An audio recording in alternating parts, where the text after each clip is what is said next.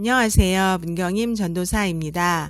8월 23일 날마다 말씀과 함께 본문은 예레미야애가 1장과 2장입니다. 그 중에서 1장을 중심으로 말씀을 나누기 원합니다. 예레미야애가는 5편의 시라고 볼 수 있습니다. 매 장마다 공통점이 있는데 22절로 되어 있습니다.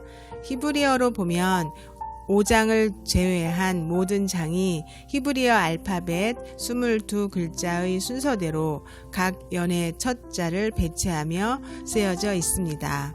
3장은 66절로 되어 있는데 그 이유는 세 구절씩 알파벳 순서를 따르고 있기 때문입니다. 1장은 한때 웅장한 예루살렘 성이 바벨론 제국의 군사들에 의해 잿더미로 변화되는 것을 지켜본 예레미야가 슬픔의 감정을 가지고 쓴 시입니다.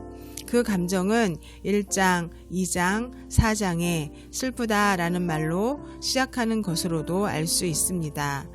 예레미야는 하나님께서 유다의 멸망을 미리 말씀해 주셔서 알고 있었습니다.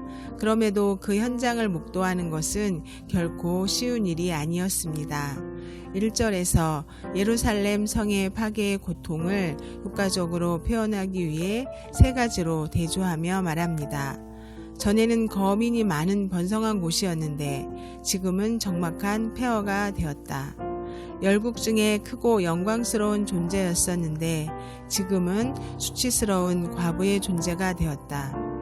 열방 중에 공주로 존귀한 자였었는데 지금은 강제 노동을 하는 비천한 자가 되었다라고 이야기합니다.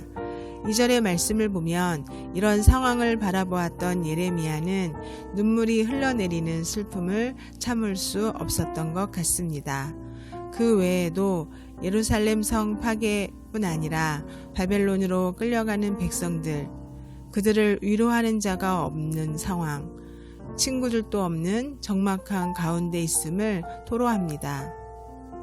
또한 대적의 조롱거리로 전락하고 대적의 손에 넘어졌지만 도와주는 자가 없는 현실에 대해서도 비통해합니다. 그럼에도 예레미야는 여호와를 기억합니다. 멸망당해 비웃음거리로 전락하고 나라의 모든 보물들을 빼앗긴 상황 등 모든 것을 있는 그대로 가지고 하나님 앞에 나아갑니다. 그리고 주님 앞에서 통곡하며 부르짖습니다. 9절 나의 환난을 감찰하소서. 나의 환난을 감찰하소서. 11절 나는 비쳐나오니 여호와여 나를 돌보시옵소서. 나를 제발 돌보시옵소서 라면서 자신이 처한 상황과 환경을 그대로 가지고 나아가 토로하는 것입니다. 사무엘상 1장 15절 하반절에 한나가 여호와 앞에 나의 심정을 통한 것뿐이오니 라는 말씀이 생각납니다. 자녀가 없으므로 받는 고통, 마음의 힘든 고통을 하나님 앞에 가지고 나아가 통곡하며 기도했던 한나였습니다. 우리도 우리의 상황을 있는 그대로 가지고 하나님 앞에 나아가는 자들 되길 소망합니다.